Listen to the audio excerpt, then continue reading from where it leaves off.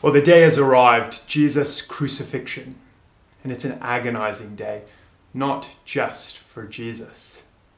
At the end of Ben's sermon on Sunday, we left Peter in tears. He'd confidently declared his willingness to die with Jesus, but then under the slightest pressure, denied him 3 times. Just up the page, do keep the Bible open, end of chapter 26. It says, verse 75, he, Peter, went outside and wept bitterly. Well, what must that day have been like for Peter? Watching Jesus tried, beaten, humiliated, executed, believing that in his final moments with Jesus, he betrayed him. Like Peter, we all carry burdens of sin and shame. 30 years ago, a young man stole a cannon that was outside a village hall in Lincolnshire. And last year, the cannon reappeared, along with a note from the thief. As a youth, the letter read, I was involved in a shameful act. Being a part of this act has troubled me ever since. 30 years. All of us have skeletons in our closets, memories that accuse us, good deeds we left undone, people who silently condemn us. These verses can help us with those burdens. But they're not an easy, quick fix. Rather, they expose the wrong ways we try to deal with sin and guilt, and they lead us through tears and panic and even suicide. The examples in this passage are like warning signs, great red signs shouting, don't go there, don't try that, there's danger ahead. And along the way, there are arrows pointing to a better way. God wants us to realize that Jesus, and only Jesus, can deal with our guilt and shame. He wants us to stop trying to sort ourselves out and to let Jesus do it instead. How might we try to deal with our sin and shame? Let's see the first dead end. Judas goes to the priests for help. Look down with me at 27 and verse 1. Early in the morning, all the chief priests and elders of the people made their plans how to have Jesus executed. So they bound him, led him away, and handed him over to Pilate, the governor. When Judas, who had betrayed him, saw that Jesus was condemned, he was seized with remorse and returned the 30 pieces of silver to the chief priests and the elders. I've sinned, he said, for I've betrayed innocent blood. What is that to us? They replied. That's your responsibility. Judas didn't realize how his betrayal would go. Maybe he just thought Jesus would get questioned, beaten perhaps, and then released. So when the religious leaders pronounced the death penalty and send Jesus off to be executed, Judas is shaken. This is getting out of hand. I didn't want this. Verse 3, he was seized with remorse. So he takes his betrayal bribe money back to the priests. Verse 4, he confesses to them, I've sinned, for I betrayed innocent blood. He's hoping that the priests can deal with his guilt. They're there. It's okay. You didn't know what was going to happen. You've given the money back. You feel terrible. That's punishment enough. You're forgiven, child. But they don't. Verse 4, look at it again with me. Verse 4, Judas says, I've sinned, for I betrayed innocent blood. What is that to us? They replied. That's your responsibility. They're shocking words. If any person in the whole world could forgive sin and deal with shame, it should be these priests. That's their job, to make peace between sinners and a holy God. What's that to us? They say. That's your responsibility. It's like going into a hospital with a gaping wound and hearing the doctor say, I don't know why you've come here. Go sort yourself out. Why do they do it? Well, they were the ones who paid for Judas' betrayal. Taking the money back would mean admitting they were wrong. So they want to save face. But their response also reveals a bigger truth. No person, no matter their position, can fully deal with sin. That's because sin is more than a human problem. Just think about it. If I steal something, my crime isn't just against That person I've taken from. I've broken the law of the land. I've disobeyed the government. I've violated the community that I live in. It's like that with sin. It's bigger than the people who are directly involved. Sin also rebels against God's order. It cuts against the grain of the universe. It tears the fabric of God's creation. And no human can repair that damage. Only God can. Even if these crooked priests had done their job, they wouldn't have been able to fully deal with Judah's sin. No person can. We'll never find someone who can completely deal with our burdens of sin and shame. No person, not the kindest friend or the wisest therapist, not the best personality tool or medication. Please don't understand me. I'm not saying all those things are bad.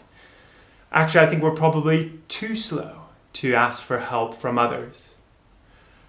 But human, professional help is never enough.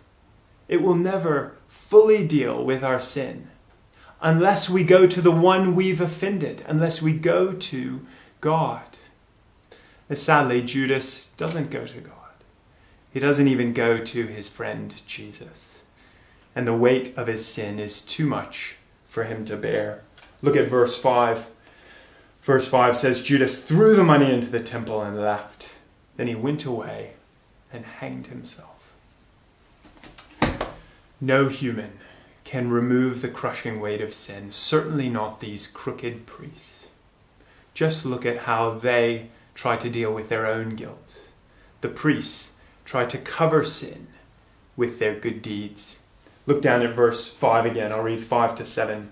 Verse 5, Judas threw the money in temple and left, went away and hanged himself. Then the chief priests picked up the coins and said, "It's against the law to put this money into the treasury, since it is blood money."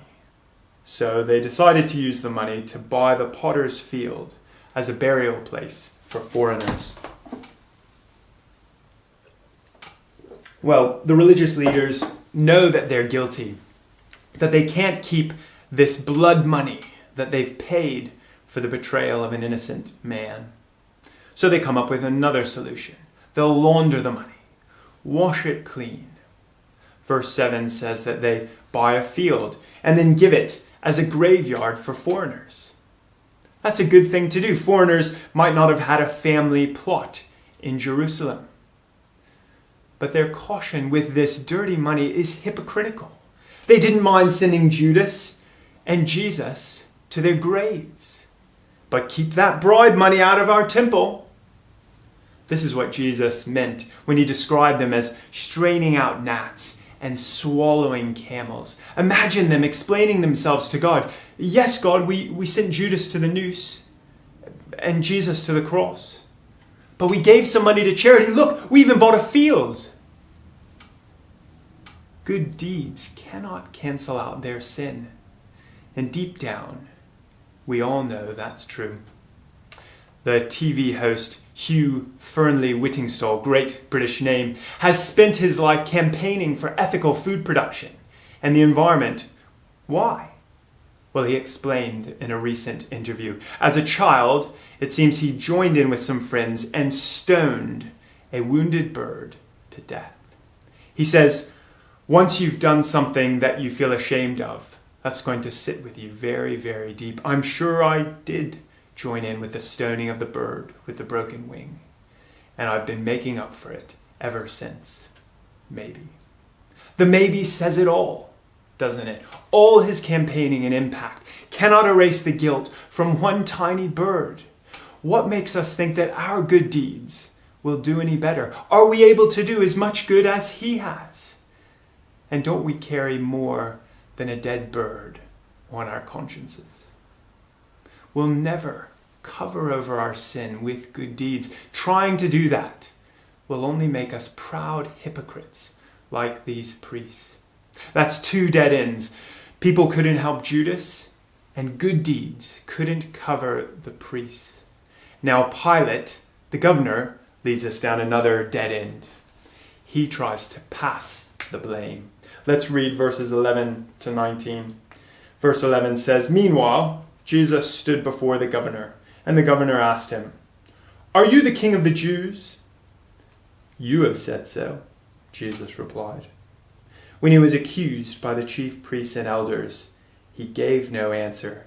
Then Pilate asked him, "Do you hear the testimony they're bringing against you?" But Jesus made no reply, not even to a single charge, to the great amazement of the governor. Now it was the governor's custom at the festival to release a prisoner chosen by the crowd.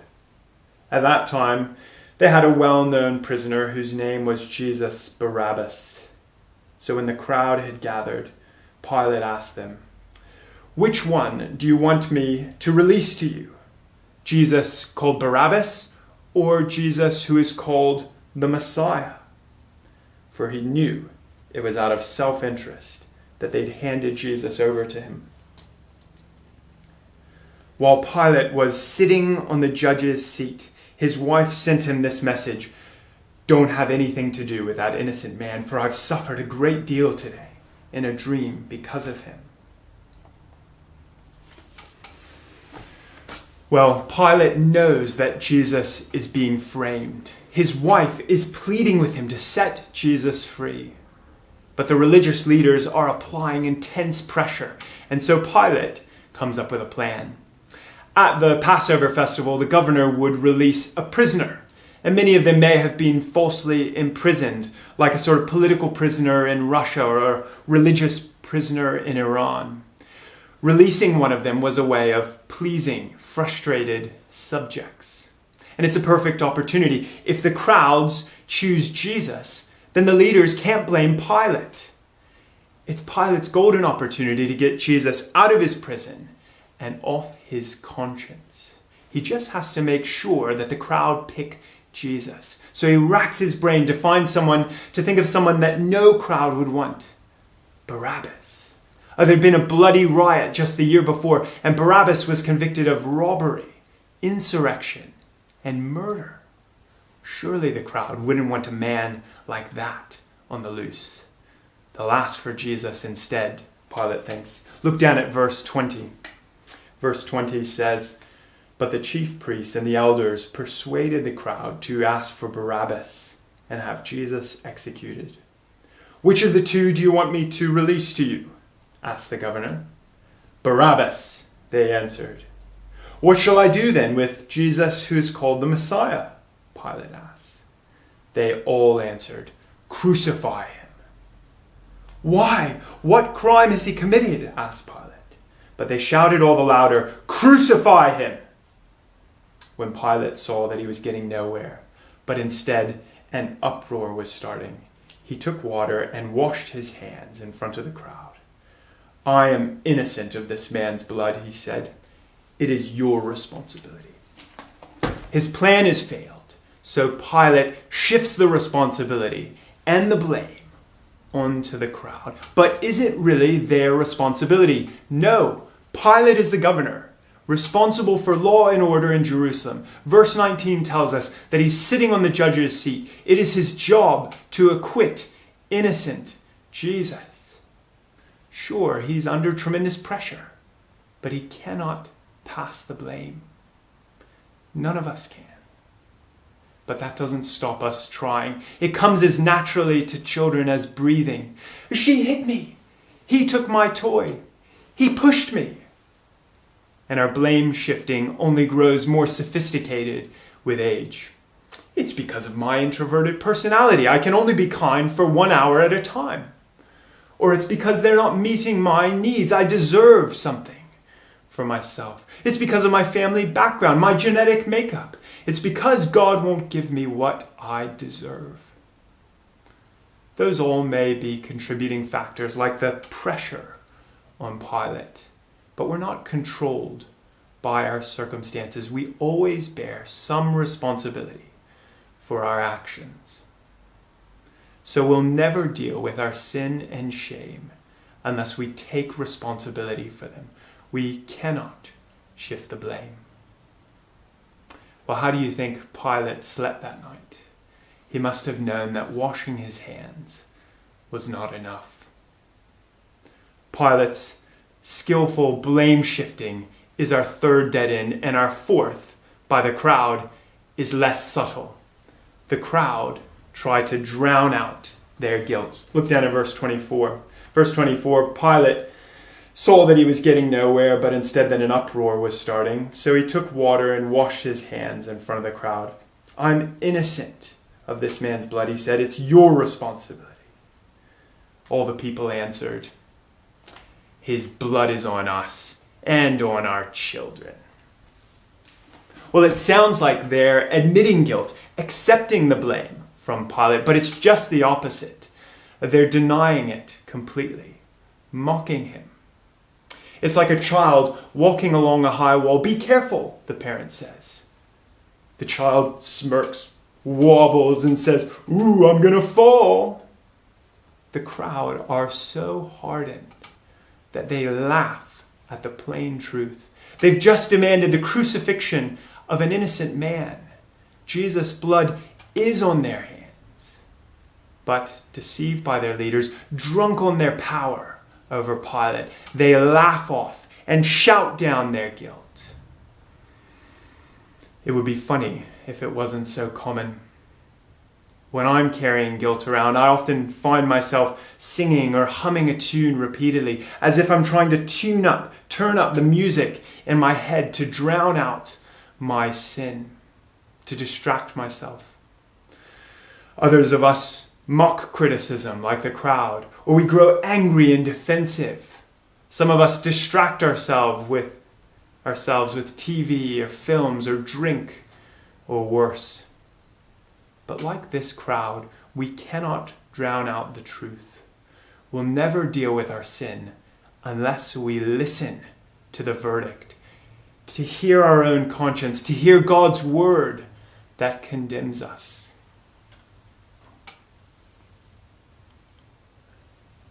Well, I said it wasn't going to be an easy journey.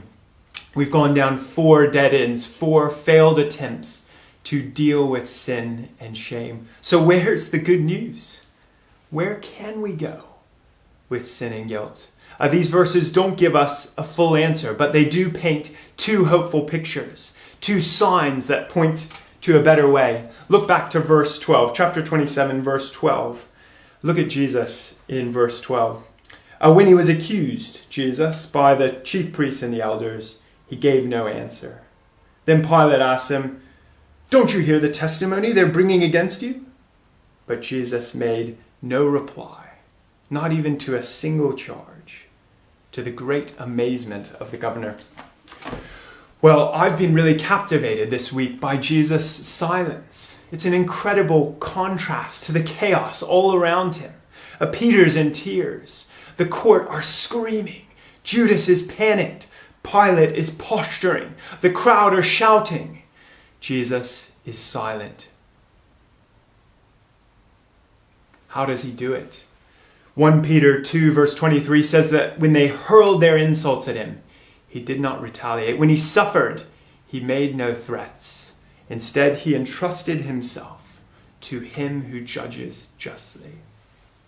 Jesus didn't need to fight for the approval of these crooked judges because he knows there's a more important judge, and he trusts himself to God. He knows that the final verdict will be in his favor, and his silence reverberates with peace, confidence that comes from a clear conscience, unstained by sin and guilt. It's the peace we all want. But how do we get there? Sure, that's brilliant for Jesus, the perfect God-man. How do sinners like us get that? Well, Barabbas is the clue. Look down at verse 26.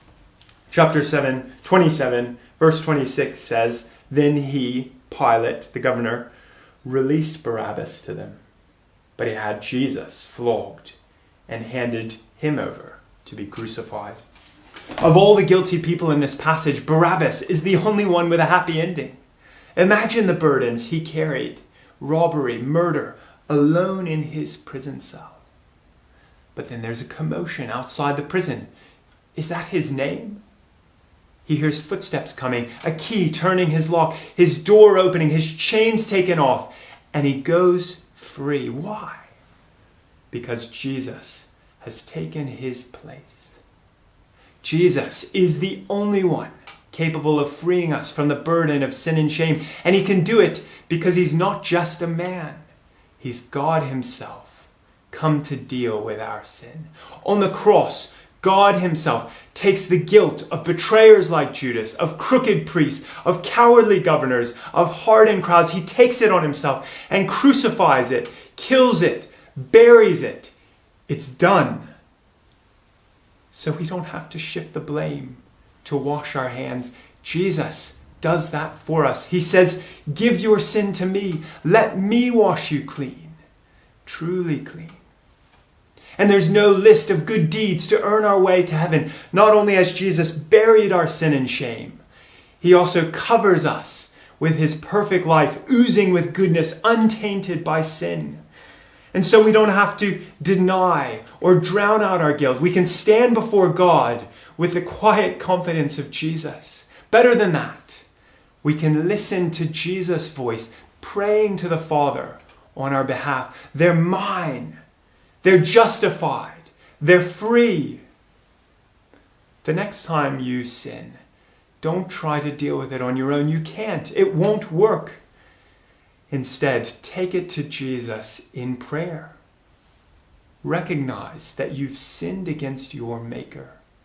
Confess your inability to fix it. Own your responsibility for it. And then listen to his verdict. You're forgiven. You're free. Amen.